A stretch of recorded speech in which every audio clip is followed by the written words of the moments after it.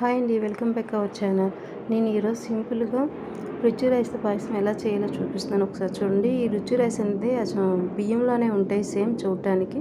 Packet ఏమో ఇలా ఉంటుంది, వరంసిల్ ఉంటుంది దాని మీద. చూడండి, రైస్లోనే ఉన్నాయి కదా. ఇప్పుడు దీంతో పాయసం ఎలా చేయాలో చూపిస్తాను. ఫస్ట్ దీన్ని 1 టైం వాష్ చేసుకోవాలి. వాష్ చేసుకున్న తర్వాత అవి మునిగే వరకు వాటర్ వేసుకొని దాన్ని ఉడికించుకోవాలి, మెత్తగా అయ్యే వరకు.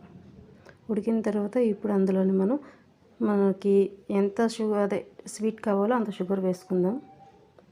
వేసుకుని అది కరిగిన తర్వాత ఇప్పుడు అందులోని మీగడ పాలు వేసుకొని కలుపుకున్న తర్వాత ఇప్పుడు అందులోని ఇలాచీ వేసుకొని ఒక 5 మినిట్స్ ఉడికించుకుందాం. ఉడికించిన తర్వాత చివరిలోనే గీలో ఫ్రై చేసుకుని డ్రై ఫ్రూట్స్ వేసుకుంటే మన రుచి రైస్ పాయసం రెడీ అండి. నచ్చితే like, share, subscribe. Thanks for watching.